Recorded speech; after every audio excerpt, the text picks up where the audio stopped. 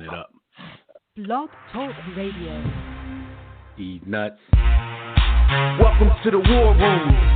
We got Dev, Kill, Jimmy, PJ, B. Austin, the Hot Block Commander. How you want it in a 1 or 2 hour show to get the brain running with the premise to talk sports on a national level. Bold with the topic, sorta like some rebels. When it's game time, they like the Fab Five during prime time. Sports conglomerates speak their minds a little bit. For sports medicine and sports veterans and greats. The 4 for 26 toward the war in Kuwait. It's the War Room with 5 nights at the round table. 5 Philly guys diversified and educated.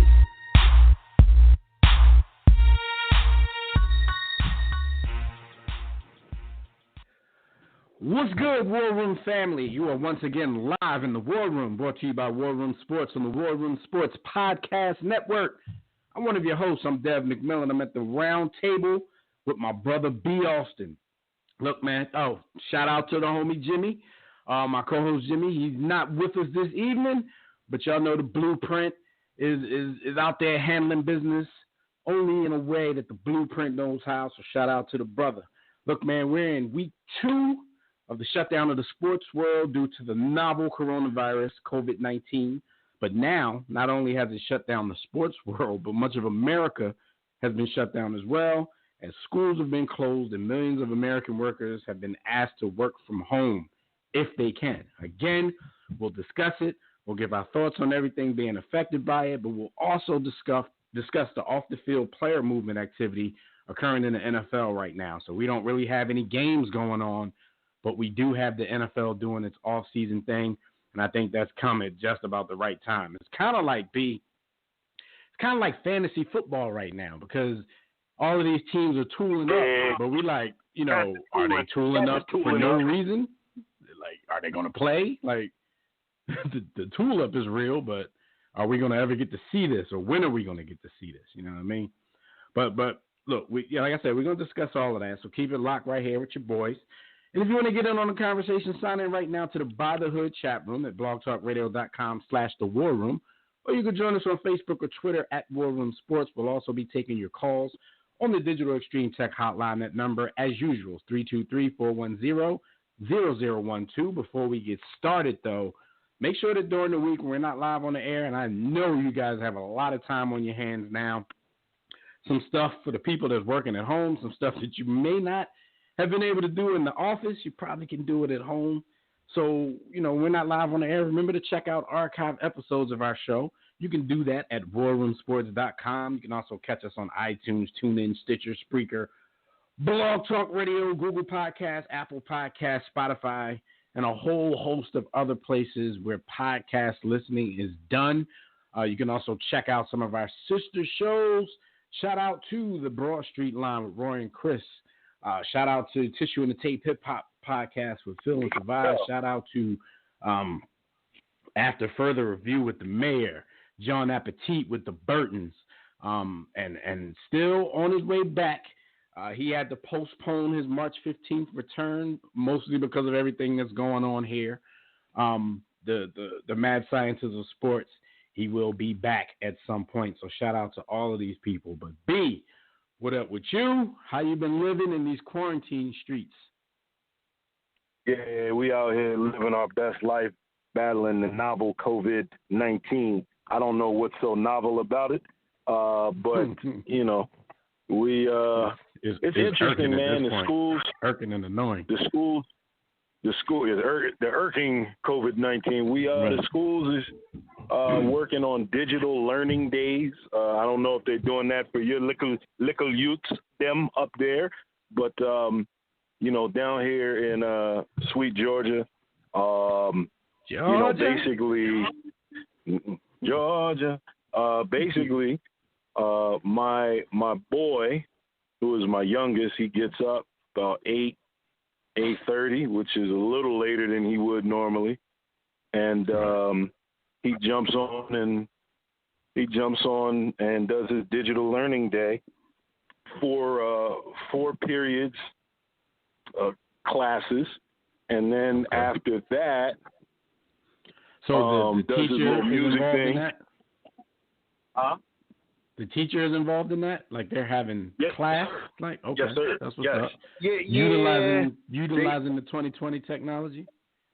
Utilizing the 2020 technology. They do Zoom meetings and Hangouts, and they do it at specific times every day where you can go in and ask questions, but they don't really do live classes per se. They just upload, what needs to be uploaded. He downloads what needs to be downloaded, and whip, wop, whoop, and it's done. And then he's living the life of a professional athlete, a professional footballer or a soccer player, because then he gets to go train for 4 hours, which, to him, I guess is cool for right now. It's a lot more training than he's used to.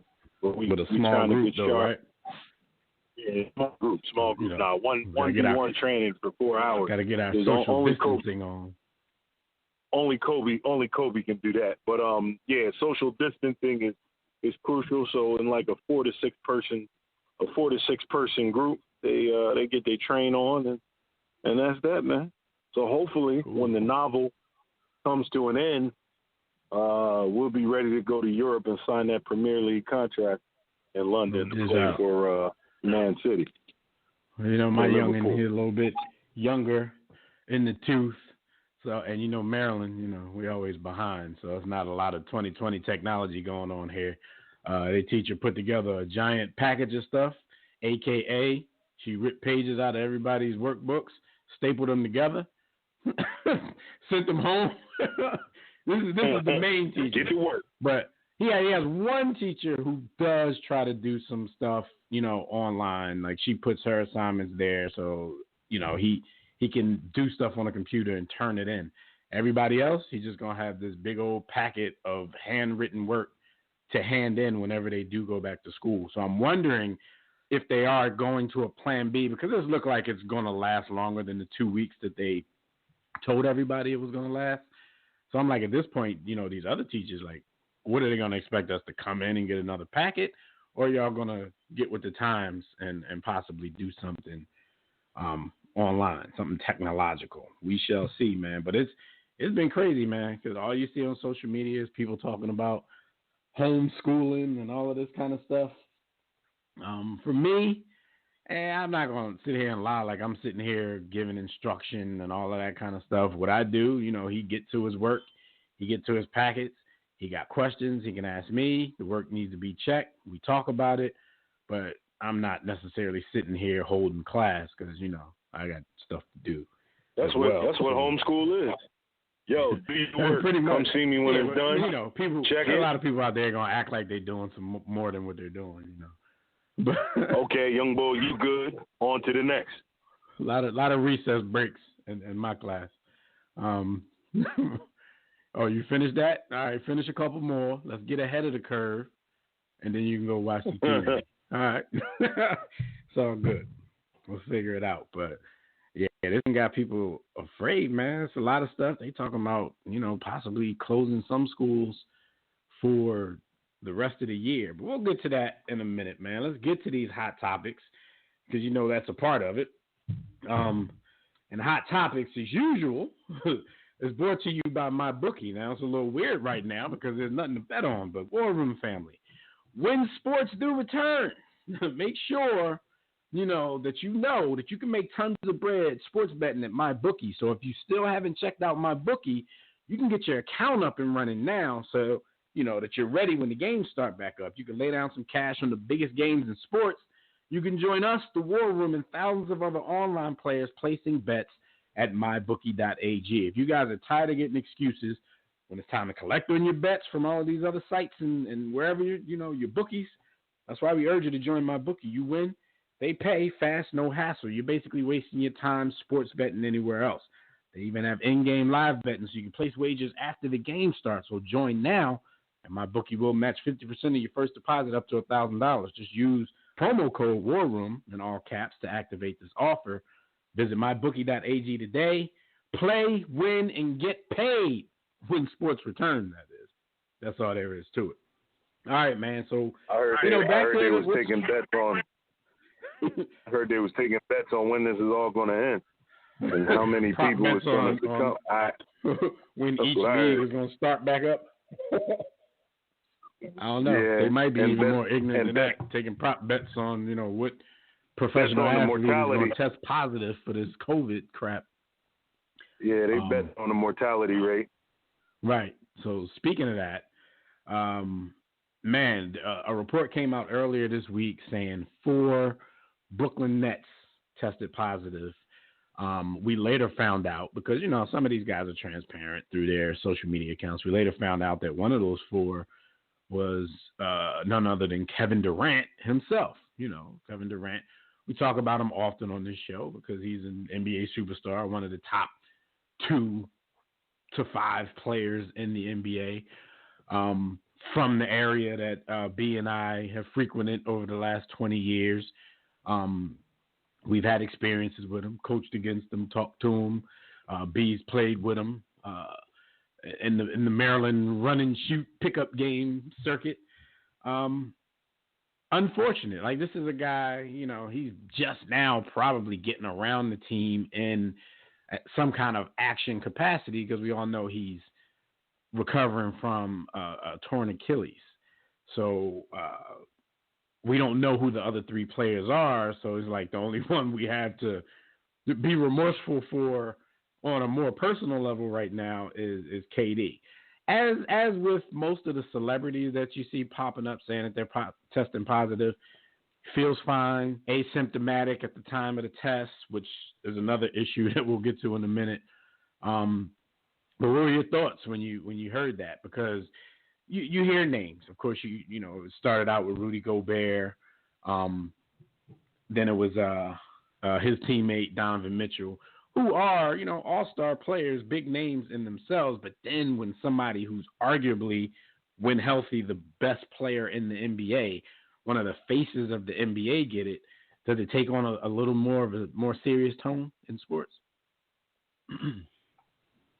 Definitely. My first thought was, damn, the COVID-19 team is winning right now. So I guess your man KD went to join them. But I'm hopeful. Listen, man, everybody gets these hands. I'm hopeful that I'm wishing them the best. And again, I as parents, we have these certain levels of concern and frantic fear because of our kids. But the reality is, at his age and with the type of shape and conditioning he's in, the only thing he got is the flu. He ain't got nothing serious, man. Yeah, man. Cool. I know. And a lot of y'all think that way. I'm in more of a little bit more of a panic state than you. I mean, I get the researching and stuff gets serious.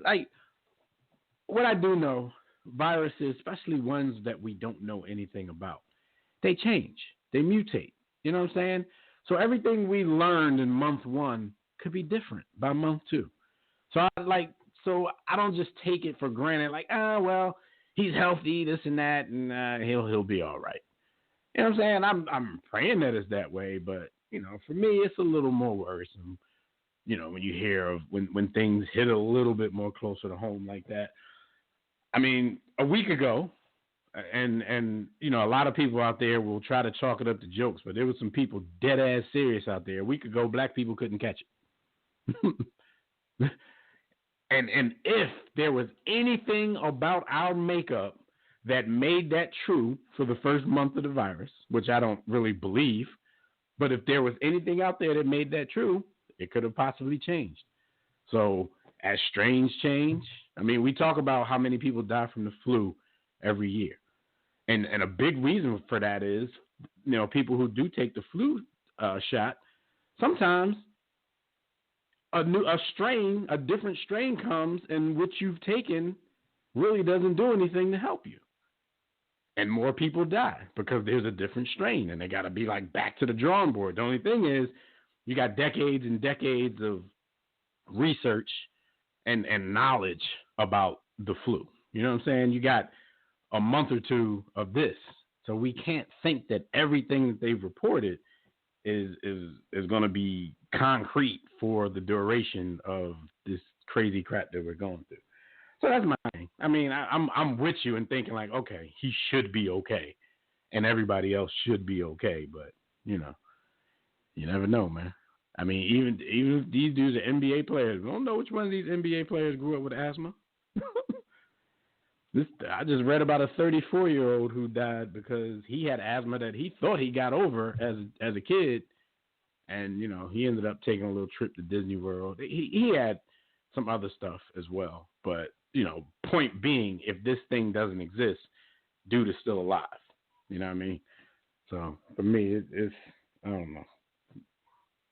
I don't know, dog. But shout out to Katie and everybody on the Nets. We hope that you everything is everything like everybody thinks it's supposed to be. Let's go to the phone lines real quick. Got the homie Tobias out in Arizona. I know Tobias about to come on and change our whole topic. What up, Tobias? Damn right. I'm glad you guys ain't bloviating. In honor of COVID-19, I'm getting fluked out next month. FLEWT, fluke, on the cheap. Too bad you family man can't do that. Have fun homeschooling your kids and stock it up on juice boxes. But anyway, and LeBron, we know LeBron ain't going to get sick because he's like Wolverine. You can shoot him, he'll miss a quarter, he'll be back. That'll be the crazy thing though. Like LeBron has shown these Wolverine tendencies all throughout his career. I hope something like this ain't what finally takes him out. That'll be crazy. Yeah, I hope not either. And then also before I get on my, there's a story. I don't know if you guys saw it. Well, we all know that Chris Paul's grandfather got killed like almost 20 years ago.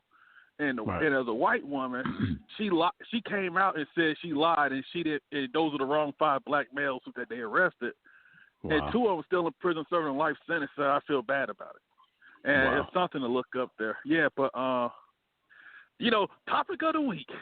I don't know if y'all watched the Wolverine, the X-Men movies over the years. Bucks fans think they're getting Wolverine from the first X-Men movie in the '90s, but we end up getting old man Logan from the movie that came out a couple years ago. That's what y'all getting down in Tampa Bay? Hey, bro. Tommy Brady. Hey, let's be honest, guys. Hashtag that trademark. If anybody watched the games the past couple years, Brady's washed. People just don't want to say it because of who he is. Mind you, if the dude from the Chiefs didn't line up all sides, he would have ended that game with a third pick, and Kansas City might have 2 straight Super Bowls. And he didn't do anything in that Super Bowl. And then his past season, he was bad as well. And so I was just thinking, I feel like, hey, you move on, you get a younger guy, you get a younger guy. But I just believe it's that this guy is shot. And you got the hot take crew thinking they're going to be Super Bowl contenders, thinking they're this automatic championship team. But here's the other thing. You know what could be your squad's saving grace, though? Because right now there's a flock of veteran players who want to go team up with Brady. So the NBA mentality is kicking in. And if you guys, can free up enough money to sign some of these people, then you might have, more of a shot. Even if that happens and you guys do okay, they're going to give all the credit to Brady. I guess he would deserve credit because he was the catalyst to make everybody want to come there. But he can end up, actually playing like trash, but having a good enough team around him to. You mean his last? You mean his last Super Bowl win? Some type of a playoff run, but. Oh, you mean his last Super Bowl win where he played like trash, and he just went against Jared Goff, who we know he's the biggest waste of money ever. And so, pretty much. Here's my thing: I believe when you go a quarterback, you got to have a plan. But the problem is Bruce Arians, 68 years old, and say he ain't waiting around. But then I hear all this time, it's like, we got to upgrade offensive line, get a running back. And I'm like, why the hell y'all ain't been doing this for the past 10 years? Even ever since before Lovey took over, it's like trash line, trash running game. It's like, oh, now you want to do it now? But the one thing, I think people got to understand also, this is a team that hasn't been on big games in 10 years. Hasn't been a national spotlight since Gruden left. So now these guys are going to get micromanaged on every hot take show. If the game doesn't go well, it's going to be their fault. If you miss a block, they're going to be on you. You get more press. You get all this pressure. And that's something right there that I think people are factoring in. And then also, the Saints are still in that division. And I'm a fan. Yeah. I'm a Bucs fan, but the Saints still ain't going nowhere. The Falcons are improved. Gonna be fine. So I gotta be consistent with the Saints though, because I was loudly proclaiming last year as being their last chance. They're kind of do or die. Their window closing. So at the moment, what I'm saying, I think the Saints can be overtaken, but they're the Saints. They might do what they usually do. They might start the season looking unbeatable, and then by the end of the season we'll see what happens. But it would be up to you guys. If they're the unbeatable Saints for the first half of the season, y'all have to stay in the mix well enough to get a playoff spot, because the Saints will fade at some point. Some point when the playoffs start. Because Breeze is older, and that's the thing. Also, Breeze is older. And right, so this is like the old man division now, as far as quarterbacks. You ain't lying. Hey, old man, and the corporate color, Teddy. But here's the thing. I just think that everybody's just saying they're not paying attention. Brady has declined, and he didn't have any receivers. Aaron Rodgers didn't have receivers last year. He did fine. Carson Wentz had his receivers on like the what was your receivers at? Getting treated for the Rona early. We didn't have receivers before the injury. Then we went to having negative receivers. Right? No, school teachers. But that's even that exactly. B, that's different. Like when Tobias says the Patriots didn't have receivers, like they had people on their little piece of paper that's called a roster that had their names after the two letters WR. Like, we were actually out of receivers. Like, we didn't have anybody on the roster. We had tight ends lining up on the outside, and we were bringing in dudes off the street. Like, Greg Ward turned into a star in the last 4 weeks of the season. You'll probably never hear from him again. Who is Greg Ward? And am I saying his name right? Is it Greg Ward or is it like Bobby Ward? It's Greg Ward. It's the legend. It's the legend, Greg Ward. And then we had the bull that came in off the street, Pierce. We had no wide receivers, and Howie went out and signed 2 tight ends. And we still didn't have that. And here's the thing, also, but Carson Wentz still had a damn good season considering all that. And that what impressed me about him. I was like, okay, didn't have that. But he still got Eagles fans saying that he a bum. Like, I don't get it, but I'm like, what did y'all watch last season? All the stuff he overcame, even from the start of the season, when like 3 of those losses could have easily been wins if somebody would catch a football. I remember that Falcons game. That Falcons game was Falcons game. Wait, Falcons game, Lions game. I think it was one more early that could have been a win if somebody would catch the football. And I'm not absolving him from his mistakes. He made some mistakes. He wasn't perfect. He's a young but what he quarterback. did show me last season, what he showed me last season was that he could play through adversity and step it up when it was do or die. And some people just don't see it that way, man. My only criticism of Carson, Dev, is I believe I hope to be wrong in this. Let me put it this way. I hope that he's not the type of guy that balls out when there's no expectation, and then there is expectation. Then when they say, all right, the Eagles are back, they're healthy, they're talented, they should be in the mix, and then it's like, crack. No, you're right. You know what? Because the like only Carson 2 Wentz seasons played the last 4 or 5 games of the season with no pressure. Free. Nobody expects me to do anything with Manny, Mo, Jack, Curly, and right. No, I feel that. So because if you think about the last time he was super successful like that, real talent surrounding him, right? Real expectations. I hope he can deliver. But Tampa, you guys are in an interesting position, and I heard what you were saying about the micromanagement of the media and the fan base is going to come because you guys are under intense scrutiny when old Tom Terrific rolls into town. Everything. And I don't think it's fair because it's not like they got a 36-year-old Tom Terrific. They got an 80-year-old Tom Terrific, and all the pressure going to be on them. That's not fair. Yeah, because Because here's the thing, because this team still need a left, and we got the left tackle getting like $15 million a year, and this dude doesn't play to the whistle. Cam Jordan celebrated when the dude got his contract extension, saying we called him fool, and it still got whooped every week by the Saints. That's who your starting left tackle is. And so people say, oh, Brady gets the ball out quick. But you know this, when you get the ball out quick, that means you got to have precise route runners like AB. He's maybe nutty as squirrel poop, but he's a precise route runner. The Bucs receivers are great. The Bucs receivers are great, right? But they aren't the route runners like him. The Bucs have receivers that just make plays. They're not out there being precise and crisp and fundamentally sound. Like Mike. What's his name? Mike Evans? Mike Evans really has no discernible wide receiver skills. He's just big, and he's going to go get the ball. I mean, which in today's game, you need that. I mean, and you know what, guys? You need somebody who's going to go get the ball. And I think, like, Ryan, like, Des Bryant people 2.0. like people like what James, like, no market, but I'm thinking, be like Ryan Tannehill, Teddy Bridgewater. You go to a team, or like Teddy got to the Saints where you can learn. Yeah, and like, it's like, what's his name? Like Tannehill did with the Titans, go somewhere to second quarterback situation. I think James should go to the Saints, sit behind Breeze, and chill out. But you know who I think y'all might end up with? Who's that? Tobias? Todd Gurley. Just got released by the Rams. Oh God, yes. I think y'all might end up with it. He would be an upgrade. He would be an upgrade if he's healthy. But dude, can he walk?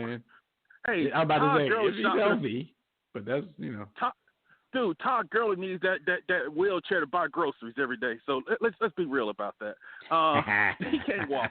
But Skyview in the chat room asked you guys. He said, "Would you take a 43-year-old Tom Brady or a 45-year-old Warren Moon?"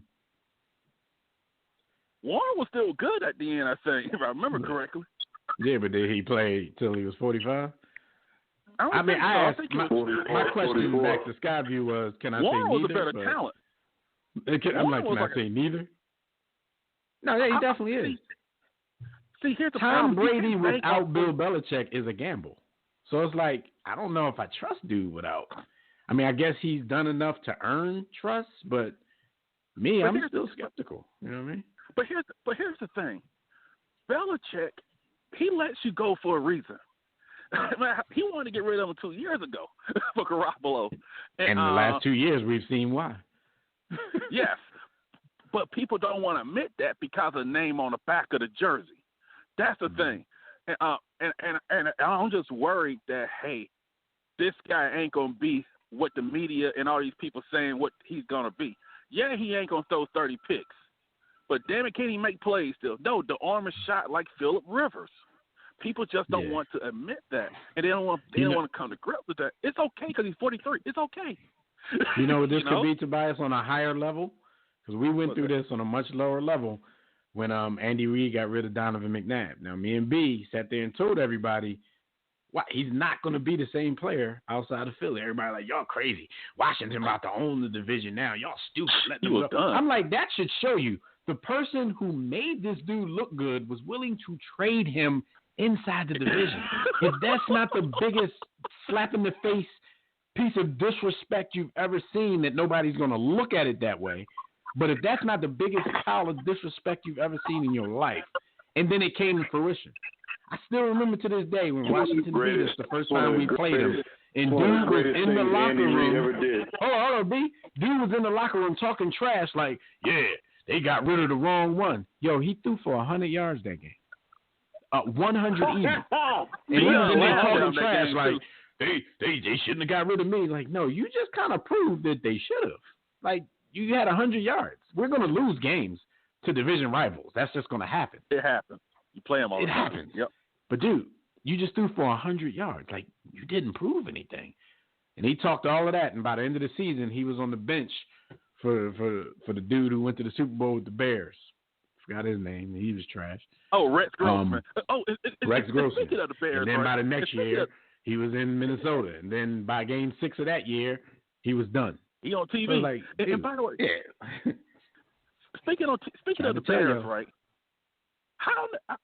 Now I've always been a Cam Newton critic, right? But how in the hell he doesn't have a market, but Nick Foles keep getting markets? You know, is it because he had that Super Bowl run? That's why people still believing in him.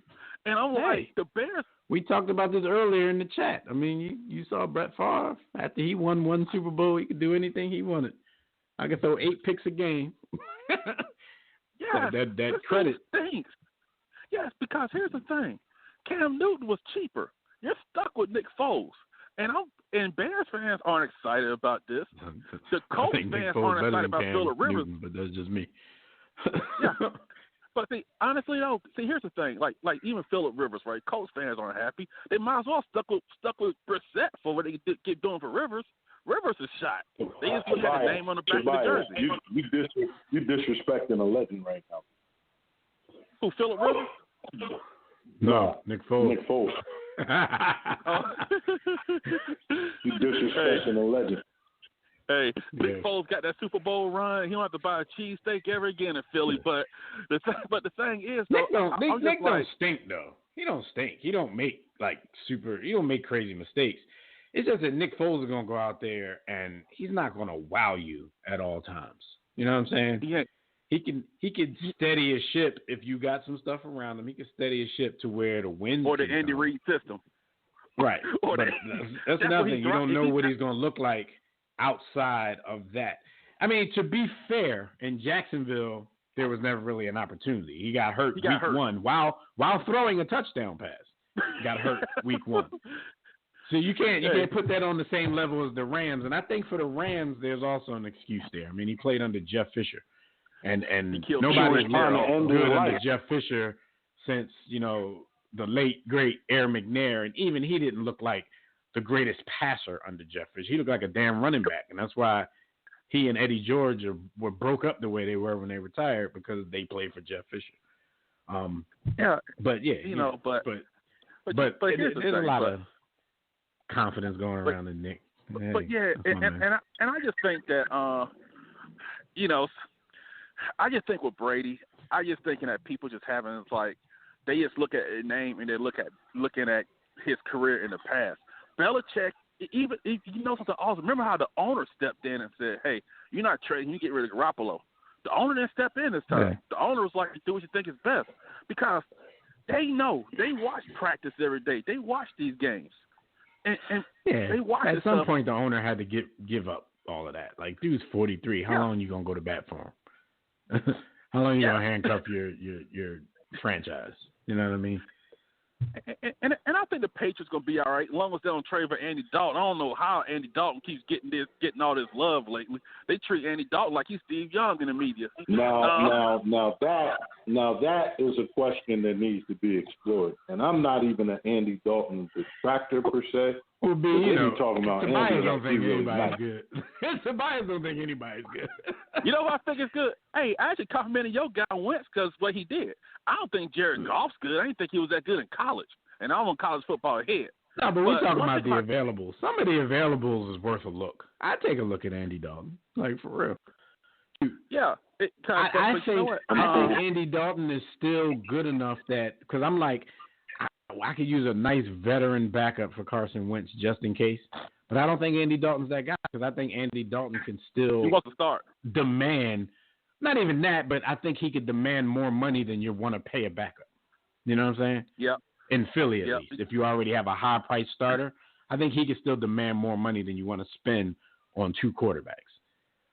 I'm thinking Joe Flacco just got cut. 10 years. I'd take Joe Flacco as Wentz's backup right now. I'd take Flacco. Because Flacco knows he ain't a starter no more. And he knows he got his money, he got his brain. He can't demand. Yeah, Andy Dalton can still battle somebody for a starting spot. I'm not saying, if you have an established quarterback, he's not going to battle Wentz for the starting spot. But you know what I mean. Like on any regular team, he could battle for the starting spot if they don't have an established quarterback. Like he can go to Chargers and battle Tyrod Taylor for the start.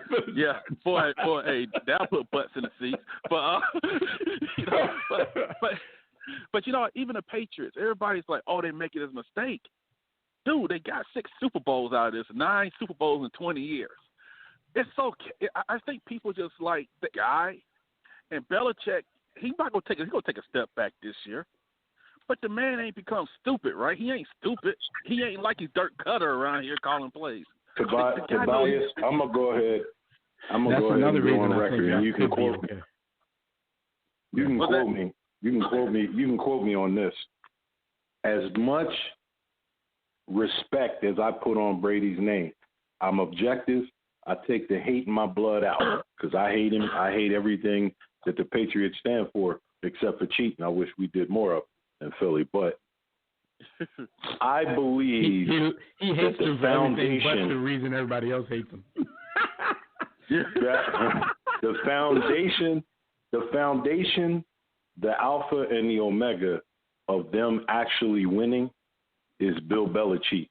I believe Brady is great, but I took notice of them going 11-5 without Brady. Yeah, I think you can find that elsewhere. And not even that. Even later in his career, when he got hurt and Garoppolo came in there and won games, he got hurt. Brissett came in there and won a game or two. But no, the reason why I think they can be successful in the short term, and successful isn't the kind of success that Brady's used to. The reason y'all could be successful in the short term, meaning possibly getting to the playoff mix this season, is a lot of the stuff that you named. Now, like I said, if Brady came in, it was Dirk Cutter and all that kind of stuff, I'm like, yo, nothing's changed. Y'all got an old washed quarterback. But the fact that they have a better coach now, like we've seen him deal with wasn't he there with old ass Kurt Warner, and they were still trying to make some noise? No. Or that wasn't him. But Warner, he had Carson Palmer. Okay. You're right. He had Carson Palmer. But I still respect this coach a whole lot more to be able to put some things together. So, I wouldn't take y'all out of the mix, but I'm not going to put you in the mix just because of Brady, though. It might not even be because of Brady. It might just be a steady hand at quarterback and everything they put around him plus a good coach. You know what I mean? Yep. And we all know this. The hot take media don't watch the games, right? They don't watch them. But they talk about the Bucs receivers. They keep talking about O.J. Howard. The dude was a bust at Alabama, and he's a bust in the NFL. The dude is soft as baby poop, but they keep mentioning him like he's George Kittle. And this is what I had a conversation with somebody today, Tobias, because, talking about drafting people from Alabama. I'm like, more of them dudes bust than you think. Like, they're great at Alabama. Cool. That's why Alabama is always what they're supposed to be in college. But more of them people bust than people give them credit for. And they're wondering, why certain teams, we need to, our draft's fair. We need to draft some of them Alabama players. A lot of people say that, and a lot of people are upset in 3 years because they're paying a lot to these dudes for drafting them high, and they're not giving you what they gave at Alabama because this is a different level, no matter how you slice it. Yeah, because what happens is Saban, he's one of those guys. See, one thing people start recruiting, LSU over the years, Georgia, all these guys get about equal the same number of players for the most part. Alabama get more drafted, but these guys got 5-star recruits also. It's a player development, and he develops players and they max out. Not saying they suck because some of the running backs have been good, or like the defender, stuff like that. Even if it took them a minute to get there, they, Yeah. Your man should have got LASIK like Jameis. Yeah. Trent Richardson. And I know you guys got to run, but we got to get the Philly Phil holding on the line. Yeah, I hope. Hey, I'll pull for this team and win a Super Bowl. But I'm just skeptical about a guy who's turning 43 years old to be the savior because these fans and the media are looking at him as a savior. And I'm just hoping that. What's your draft position? What's your draft 14. position? 14. So it'll probably be defensive or offensive line if someone there. I think y'all might have to find a way to package that for a quarterback. Y'all cannot put all your eggs in the Brady basket for more than 1 year, in my opinion. Oh, you're right. Y'all might have to find a way to move up and get a quarterback. And the last thing I'll say is, Bialta, you'll love this. I think the thing that got Brady to Tampa was because Tampa has 2 white boys at receiver. Brady loves that, But you gotta have it. Take it easy, guys. That's true. They're heady. They're heady and they got great motors. Smart player. All right. Breaking news. Back to this COVID-19 thing. 3 people in the Sixers organization. I don't know if they're players because I'm seeing two different reports. One says 3 staff members tested positive for COVID-19. One just says 3 people in the Sixers organization. So I don't know if there's players, staff, or both, but 3 people in the Sixers organization. I guess their whole team and staff was tested. Like I said, that's another issue that we're going to rap about in a minute. Not just the Sixers, but about all these NBA players being able to get tests when you got citizens being turned around when they get into the hospital. So we're going to talk about that in a minute. But right now, we're going to wrap to the homie, Phil Matic 365 from the Tissue and the Tape podcast. What up, Phil? Your podcast network in the building. Shout out to you and you and you and one you, of Phil, the before you esteemed co-hosts. I said co-hosts. Oh, man, it's time for me to go. Co-host. Whoa, I gotta go. I'm embarrassed. I think that's the worst thing I've said in 9.5 years. That's the worst thing I've said. You didn't say co-host of this. Huh? Hey, Dev, you the GOAT. G-A-O-T. I'm G-A-O. I'm the GAO. Shout out to Floyd Mayweather. Oh, man, co-hosts. Anyway, one of the esteemed co-hosts of Safe Space, Sincerity Ain't For Everybody. What up, Phil? Yeah, man. Hey, fam. Yo, man. Doing 2/3 of a brick in the house. Yes, with Jimmy out getting vampire blood. Of course. His secret Jimmy out, he about to cure all this, man. Jimmy about to get all this over. Yeah, with. I know that. We're going to go back to regular life, the man. Vampire blood, man. That's how, exactly. How you do it, man. No doubt. No doubt. Every time something happens, Jimmy go out and get your the breaking blood. news, though. To your breaking news, Dev, somebody in our locker room said, ain't nobody got COVID-19 in the Sixers organization other than Ben Simmons and his jumper. Yeah, man, his jumper is the only thing showing symptoms. Shout out to Hank, a.k.a. Billy Beige. We've been talking about this because actually somebody, I forgot the dude's name, my bad, from the Pistons tested positive, and that was the last team the Sixers played before everything was shut down. Oh, man. That was actually the night of the shutdown, and Joel Embiid guarded him throughout the game. So, we were hoping, because we know Joel, he just be having random illnesses anyway, important enough to miss playoff games. His immune system is trash. It's compromised. His immune system is compromised. He don't get enough orange pills or whatever he needs. So we don't need him to come down with this because this God forbid, could be a death sentence. He might not make it. How y'all doing, man? Without that thing of y'all, without basketball, man. I know. Only so I'm much good, though. Netflix. Yeah, but you know what?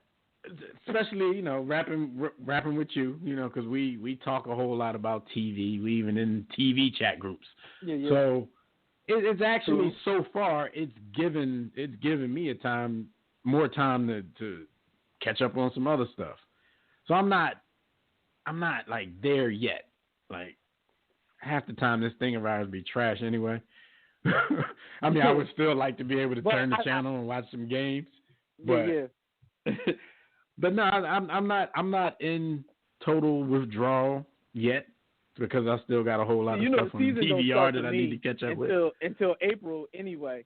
So right, down that time when we know the season is supposed to be in that final stretch, you probably get a little antsy. Like I'm upset more right now. Like I said last week, like I'm not this super huge college basketball fan, and I really don't even get into that until mid-season. Tournament, that's crazy. When the the conference tournaments start to shape up, and then they get that out of the way. But today and yesterday we were supposed to be sitting at home. If we're gonna be somewhere quarantined, we're supposed to be sitting at home, being able to watch every single March Madness game that's available. That's what's missing right now. That in a decade, but that's what's missing. Yeah, that definitely would have been dope seeing all the upsets. At least Duke won't win, so there's a win for America. So we got that out. But man, at least Duke won't win. Basketball better come back soon, man, for Zion's sake, if for nobody else, man. That dude gonna be looking like Cleveland Jr. Sean Kemp. Basketball come back. Remember man. Sean Kemp after he came back from the lockout? We was like, yo, what happened to Sean Kemp? Yes. Looked like Sean like Kemp he was, had dinner he the was whole like lockout. 3 centimeters dilated. Yo, Sean Kemp came back from the lockout and everybody was like, yo, what y'all do during the lockout? Sean Kemp was like, dinner. 3 times a day, dinner. Yo, I couldn't mean the Rain Man was looking like that, man. And yeah, Zion has. Yeah, man. I hope that dude. I don't know. He young. He ain't got that kind of money yet. I was about to say I hope he got a nice gym in his crib, but he might not have that kind of dough yet. Zion come back 400 pounds. Y'all gonna sign Todd Gurley? Some of that broke Todd Gurley running back. We good. We good. We don't have that's crazy though, because we don't have the running back depth that we have because we lost Jordan Howard to the Dolphins. That's what I'm saying. But I don't know. Todd, his name being that big ruins the kind of stuff that the Eagles are trying to do. Like you don't want big names. Well, you already getting money from the Rams, so you might be able to get him for the cheap. I take a flyer on him. You know what I mean? He could come rock with us. Get 10 carries a game, catch a couple passes, be like the third down specialist boy. He ain't trying to play anyway. He got his money. Not really a rumor, but you know the suggestion I heard. Somebody suggested like what if he ends up in like Seattle with Russell Wilson and is healthy? No, that could be scary. I don't want that. No parts of that. I don't want that at all. I don't want that at all. I could see him staying in the NFC West though, and going down to Arizona and rocking with them and Kenyon Drake. Yeah. That's their kind of offense, you know. Oh yeah, because just, they gave up their running back, you know, their starting big name running back. No, they didn't give him up. They pushed the. They drove him to the airport. Say, yo. Immediately, yeah, yo. They packed him up like. They fleeced somebody for him. They put him on Amazon, yo. See, but this is the thing. Like Skyview asked in the chat room earlier, Phil. He was like, damn, like wasn't Gurley like the best running back in the league 2 years ago? Yeah, and then in a year or two before that, he got hurt. A year or two before that, Johnson was arguably in the the Cardinals. So it's like that's the shelf life for running back. And them dudes you get pounded every play. You get injuries life. that these other dudes can, rehab and go through. But when you get in the ball every play and everybody hitting you like that, it's not easy for running backs, man. And them dudes got paid. So them dudes got paid. They really not trying to get murdered like that. Like, I mean, look at his feet. And like they on their waters. For who, for what? With my homie. For real. We was talking about Derrick Henry. Like he was running through everybody because he's trying to get his paper, and or what was the other boy that played for Dallas? And then he went to the y'all had him for like 3 minutes. Went to us. Titans. And I knew he wasn't that good. I don't even want to remember his name. but I know who you're talking about. That guy. Yeah, that dude, same thing. Yeah, he got. He wasn't even good in Dallas. He got his money, but that's just how they. That's just how it is with that position, man. You paid Le'Veon Bell all that money. He had his worst season ever. I mean, so that didn't help. You know who he was, Phil? He was Herschel Walker, -1.5. Like he was Herschel, but he wasn't even a better version of Herschel Walker. He couldn't cut. Yo, what was that dude? DeMarco Murray. DeMarco Murray was his name. DeMarco Murray. He couldn't cut. That's exactly who it was. He was. I'm like, when they picked him up. I'm not. To this day, I hope Bull did not make it to the future because he got a lot of money. I was in Philly when that happened, and we happened to be staying. I know I told this story before. We happened to be staying in the same hotel, so I came down and got off the elevator, and he was getting in. So I kind of like sized him up, like yo, I really don't need you to be here. Everybody else was speaking to him like, "What's up, DeMarco?" I'm like, man, I got that nigga. And he wasn't that big. Like he looked much bigger on TV. Like we could have. Yeah, man, a lot of shoulder pads. Yeah, we didn't want that dude. So fragile, and when you throw in the fact that the way most offenses are run, it stands for like us and the Ravens. You're not using running backs like that all crazy. Anyway, and the way we play, we don't use the running backs when we're supposed to. Yeah, don't started. No, no. You use them, and then when you're supposed to use them, you stop using them. Yeah, exactly. But it's just like, I mean, every like if I'm in high school, there's no way I'm playing running back. You gotta, I'll go play hoops. I'm not playing running back on if I'm not the receiver, if I'm not tight end or quarterback, I'm playing defense. Because running back is like. I'm about to say, why do you think I quit football? I ain't doing all this. That's why I became a hooper. Like, man, you saw the future, man. You was like, you're gonna be using me like that in the future. Like, I want to be able to walk when this is all said and done. And y'all seen Earl Campbell? Man. Every time I see Earl Campbell, exactly. Like we both went to the same example because he's like the he is the he's example. Literally the face of the running back. Earl Campbell will hurt you. Earl Campbell will hurt your soul, man. Yes, he is. Earl Campbell will hurt your soul. The reason running backs don't get paid. Like, y'all don't last long. Y'all can't walk after year 5. Yeah, man. Think about how great of an athlete Bo Jackson was, and he got his leg basically ripped out the socket. I mean, it's they took his leg out of the socket. To the point. I mean, like you know what it is. I mean, them dudes like they be great. Like that's why they had them short bursts like CJ2K and Priest Holmes and go on and on and on. Where you got these dudes, Jamal Anderson, Jamal Lewis, where they had these great bursts, and they might get like anywhere between like 4,000 and 9,000 yards, and then they gone. Yeah, no doubt. And then you got the ones that make it a little bit over that, like Ricky. In the chat group, he put DeMarco Murray. I should have looked there first. I would have got it earlier. Yeah, man. But I'm just looking forward to the draft. That's like the only real sports thing we can kind of look. That's all we got. That's all we got going on right now is free agency, the draft, my dudes, and finding out who got coronavirus. That's all we got right now. Yeah, man. But no, I do want to do something with us on Safe Space, man. I'm gonna just throw it out here on y'all show. Like I want us, since we don't have a tournament, I want us to do a tournament of some sort, do a round of 64 of some sort. Maybe like do like best black TV shows or best, We got 64 of them. I'm just we ain't got nothing else. We got 64 of them, Jones? If we do all time, we got 64. Trust me. You know I know. Yeah. No, let's do that. Let's do that. We got to get together and get our list and get our seedings together. Yeah, that's going to be the hard part, agreeing on seedings. No, I know. I was thinking about that too. Might be easy, but I think we need to all each bring 16, and then if we got duplicates, then we just figure that part out, and then we go like that, and then we just boom, boom, boom. All right. You know what I mean? Put that in the chat. We can start that tonight. Yeah. And or remind. Put the reminder in the chat. I know you brought it up. Just remind. Put the reminder. You're gonna have to be on get a guest spot though, so we don't have no ties. You know what I mean? So we gotta have.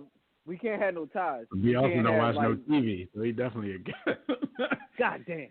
Maybe we get Billy Bates.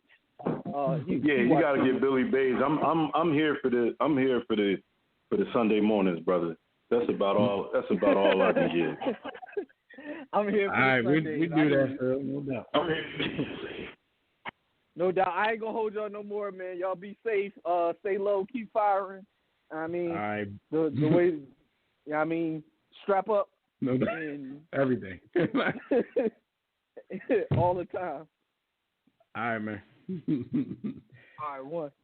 Illmatic 365, Tissue in the Tape, Hip Hop Podcast. Check it out on the War Room Sports Podcast Network. Before we go back to this stuff, we got one more call line. We got the homie Rob calling out from Cali. Rob, what up, man? What's going on, man? It's your boy Big Rob, a.k.a.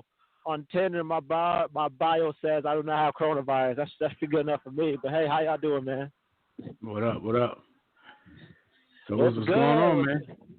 Heard your Los Angeles Lakers took their tests. I guess they're waiting with bated breath to see what's happening. But how ready are you for sports to get back underway? Man, we need to get back because, bro, I'll tell you right now, man. Yo, we was about to take it. First of all, we was about to take. Oh God, that's gonna be. That's gonna be everybody's thing. We just beat the Clippers. Every Lakers fan, every Bucks fan, if that exists, that's gonna be everybody's thing. We were gonna win this year if they didn't cancel the season. FOH. Man, get out of here with y'all. Y'all beat the Clippers for the first time this season, and that was it. We're going to ascend to the top. Your boy listen, about Twitter. Wait. Rob, I will hang up on you. Don't start the madness. You started talking about them. This has nothing to do with my team. We're not talking about my team because when we're talking about your team because you brought them up, it doesn't hurt our feelings for you to start saying, what about the Sixers? We are sports analysts. We cover everything. This is not a homer show. I don't give a damn about the Sixers. So just because we're saying something about your team doesn't mean, what about your team? I don't care.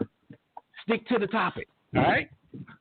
Okay, I'll stick to the topic. FOH to winning a regular season game and saying, if this didn't happen, we was about to take it. Nobody said that when the Clippers was beating them earlier in the season. Nobody said, oh, man, the Lakers are done. The Clippers got it. It's a regular season game, Rob. It's a regular season game. Okay. Oh, all right. Okay. All right. And for the record, they're one of the top seeds. They have a chance. As an Eagles fan, I'm obligated to watch all Philly sports, so that's why I talk about your team. Ain't no trash talk. I have no. You can talk about them if you call and you bring them up. We can talk about them, but you always happen to bring them up. When you bring up one of your teams, if we say anything negative, then you start bashing. We don't care about that, right? So it's like, and a lot of people do that. Like even online on social media, they find out who we root for. So if we're talking, if we're saying anything negative about a team, they start saying, well, what about such and such? Okay, they suck too. Just because they're from Philly, it don't mean anything. They suck too. So what I'm saying, that doesn't bother us. So you're wasting your time and our time having that as your reaction anytime we say anything negative about something you bring up. All I'm telling you. Now the bench needs to improve. If they'll improve by now, it is what it is. Hopefully Danny Green will come out and drop at least a good 9, hopefully 9 in the playoff. Danny Green. Why are we talking about Danny Green, man? I'm talking about the bench, man. Danny Green? I'm talking about the bench. Oh, the bench. Kyle Kuzma's going to do his thing. Hopefully. You said that and then not hopefully. It's true. What do you think about the moves that the Eagles have made, the ones that they missed out on? Because I know you're one of those fans that think everything they go out to do, it should get done, as if the other teams don't have a say in it. But what do you think about the moves that they've made so far? It's not that the other teams don't have a say in it. They let Malcolm walk. They let Peters. It's just that if they present you with an offer, it doesn't matter. As a gamble, you take it. That's just like but that's not. Most of the time you say that, Rob. Most of the time you say that, Rob, like you're one of those dudes, and I spoke to somebody else like this today as well. You're one of those dudes that bash Howie. Most of the time, it's Howie presenting the offers to the other team. If they say no, there's nothing we can do about it. That's what that's what we've been trying to tell you all this time. You always say, if you hear the Eagles, the Eagles should have traded for such and such. Like the Eagles just have it like that, where they can just snap their fingers and make a team agree to their trade negotiations. You know what I'm saying? They're in the mix right now. They've approached Atlanta. Atlanta did not approach us. They've approached Atlanta for Julio Jones. So far, Atlanta's at the table and they're listening. Any deal for Julio Jones would probably have to include Zach Ertz. What about Hopkins? Huh? The boy from the Texans. The boy from the Texans got Hopkins. He already got traded. Hopkins. He already got traded. He's gone. And Howie inquired about him too. They were talking to the Eagles before they made the deal with somebody else. Look, if somebody else is willing to come up and sell their soul, there's nothing you can do about that, Rob. You can't just give every offer that somebody offers you. Sometimes it's not worth it. You know what I'm saying? Sometimes it's not worth it. Sometimes they end up getting fleeced. Like, better deals be out there. Go ahead. And we'll see. I mean, we'll see. We shall see. Because as far as I know, Adam Schefter said they went to different teams. They went to the Eagles. The Eagles were not interested. That's a direction on Howie. And by the way, that Malcolm Jenkins, I thought, you got to show me that quote because the information that I got is that they spoke, that they talked about it, and they couldn't come to anything. And then a deal came, and then the Cardinals and Cardinals and Texans took it. Show me where Adam Schefter said they called the Eagles, and the Eagles weren't interested. I'll show you that clip. I'll show you that clip. But the thing is, that Malcolm Jenkins also comes up with this move. The Malcolm Jenkins move I thought was bad. Even though I don't like Malcolm Jenkins personally, I think he was a scammer, a sellout. Yeah, all the stuff you say. I get it. It's true. It's true. You better not be one of them people that praise Jay-Z. One thing I did want to talk about with you, we mentioned it a little bit earlier. As you can see, like more and more, professional athletes are testing positive for this virus. But the reason why we don't know the real numbers in the country yet is because, there's not a lot of testing kits out there. Like the president has taken a lot of flack for their preparedness of this whole thing. So it's a lot of regular citizens with symptoms being turned away for testing, yet, they're testing whole NBA teams when nobody has symptoms. Do you see that as a problem? I mean, I know the NBA, a lot of the teams came out and was like, well, we paid to have, private companies administer tests and all of that. But, yeah, it's a pandemic going on. So even though these aren't the free tests that the CDC has given away, these tests still could be going to people who are actually showing signs of being sick. You got any thoughts on that? This is where big business meets morals, meets, righteousness, so to speak. It is absolutely the right thing to do to make test kits available, no matter how expensive, no matter how, sophisticated, whatever, available to the general public. But I do not believe that you can legislate that or force private citizens and companies to take their money and invest it in helping other people. I mean, how do you do that?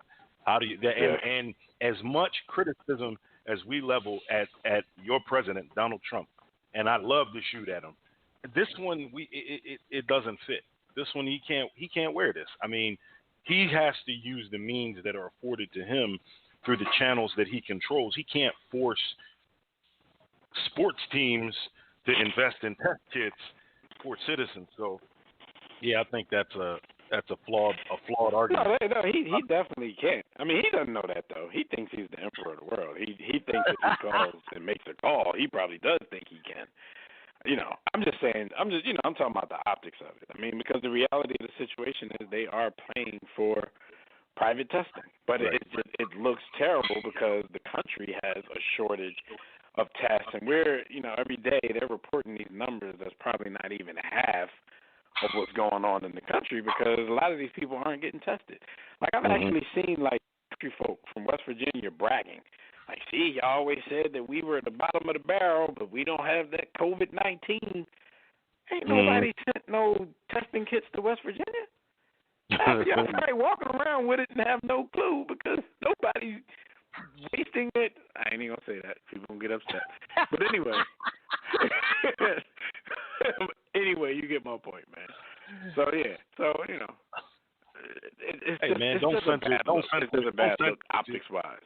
But at the same time, what Donald Trump and his administration can wear, though, is the fact that, when this thing first started, they were offered testing kits from other countries. They could have had way more by now, but he spent the first couple of days of this calling it a hoax. And, But now he's patting himself on the back, talking about how he took it serious from day one. He predicted it was going to be a pandemic. Like, dude just at any time just spouts off lies like we're stupid. But I guess as a collective we are stupid because we vote people like this in the office where he can just say what he wants like nothing happened. He's the master of Shaq. It wasn't me. wasn't me. Zena in the shower. Wasn't me. Shout out to my kids. Shout out to my kids and their vocabulary work. Xenophobia is a ugly, ugly thing, man.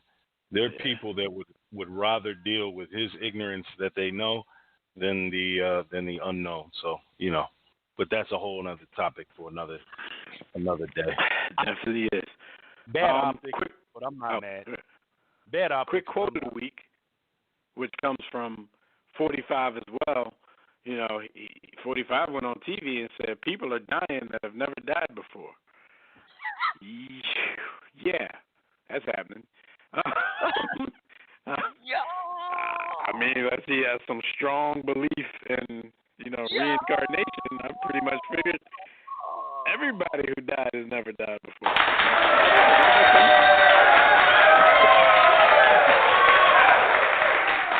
Yo, you got to give it up for Donald Trump got on the news media in front of the country and said people are dying that have never died before. Yeah.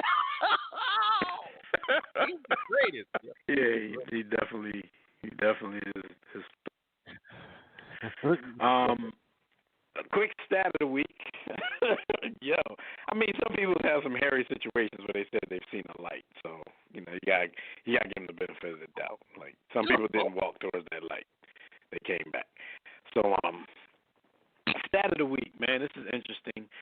It's about Larry Fitzgerald. Larry Fitzgerald has 29 career dropped passes, but he also has 37 career tackles. So a stat like that tells me that his quarterbacks throughout his career have failed him way more times than he's failed his quarterbacks. If he's running down, making tackles, being a wide receiver, most of those had to be off of interceptions, maybe a couple off some fumbles. And 37 tackles, that means they failed him a lot because you can't say, okay, well, that's only, a few more than his drop passes. He didn't make every tackle on every. He didn't make every tackle, and if we're gonna dive deep into this, Larry Fitzgerald, to my knowledge, I could be wrong. Y'all can correct me. Larry Fitzgerald's slow ass never played on special teams either. So none of them tackles. Why would you? He has more tackles and never played on special teams. That's insane. Unless they were like special plays where they were on the hands team or something like that. Maybe one came from there, but yeah, hands team on the onside. So shout out to Larry, and no shout out to the quarterbacks who failed him so many times in his lifetime. All right, so real quick, man, like I said, we're going to be watching a comedy special. This is a great time to go ahead and read it because there's not a lot going on in sports right now. So, humor yourself. Spend some of that time getting a good read in. It's not a long book, so just go to sportsthebook.com or get your copy from our website at warroomsports.com. Whatever you do and wherever you get it from, just make sure you don't miss this movement. Man, sad news. Roger Mayweather dies. Floyd's uncle and former trainer. I know you guys remember last week we talked about Floyd's, the mother of his children passed away just a week earlier. So now Roger Mayweather dies at, I believe, just 58 years old.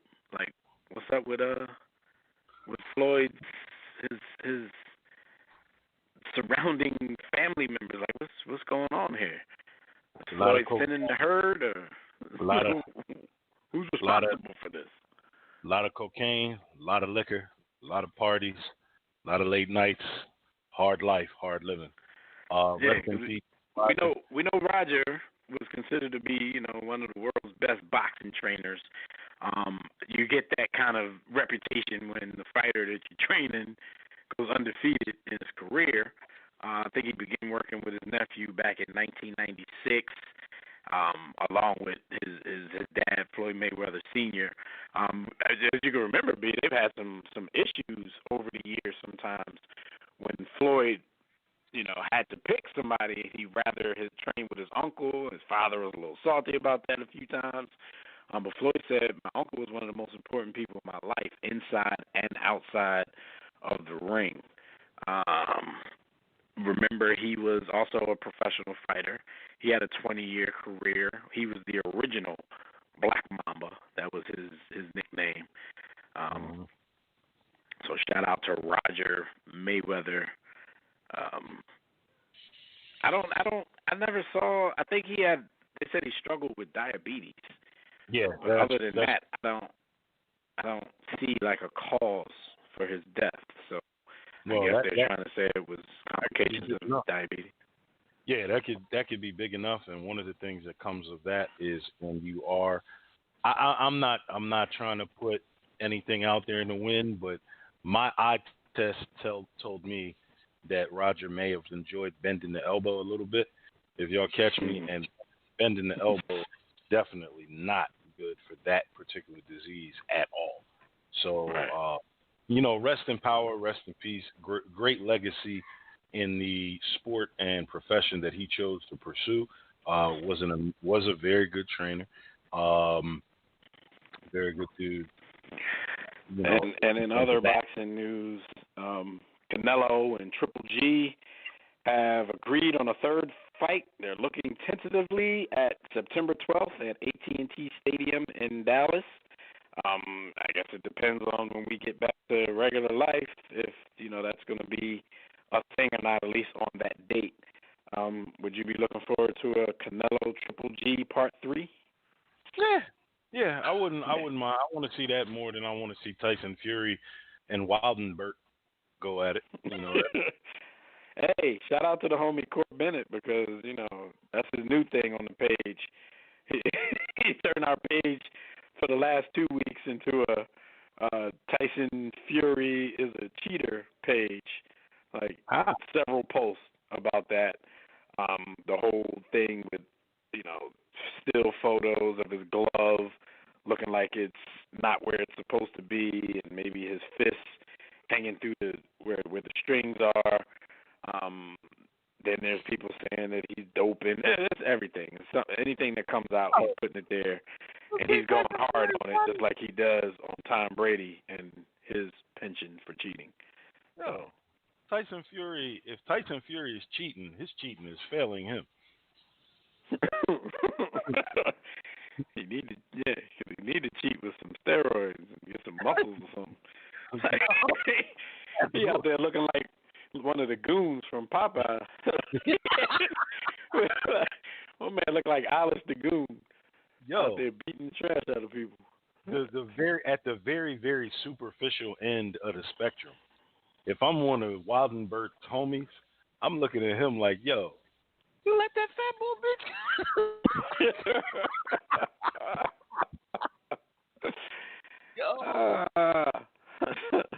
Tyson Fury looks like a 69-year-old truck driver. Hard living. Hey, how did you? Yeah, listen, Wildenberg can't box. He throws his punches from way out here. And he doesn't move his head. He's a stationary. I mean, he can't beat dude no matter what. And I'm not going to excuse him if any of these allegations are true, but he can't beat this dude no matter what the deal is. But we'll see. It might be supposed to be a third one. He won't go in there and commit suicide like that again. I guess he better hope Tyson Fury parties himself out by the time that rematch comes and lives the life of a heavyweight champion, a la Mike Tyson. But that's what happened this week while y'all were on the grind. Real quick, this date in sports history, brought to you by Bowie Falcons Youth Basketball Program. We all know y'all all know that the War Room family loves the kids, and since you're all a part of our family, it's time for y'all to show your love. The Bowie Falcons are a 7U and 8U startup travel basketball program in the suburban Washington, D.C. area. Please show your support by donating anything you can spare to assist the program in its preparation for the 2020 summer circuit. If there's going to be a 2020 summer circuit, all proceeds go to reserving gym time for practices, travel tournaments, local summer leagues, and summer basketball camps. If you want to place a donation, simply visit the front page of our website at warroomsports.com. Click on the Bowie Falcons flash ad near the top of the page.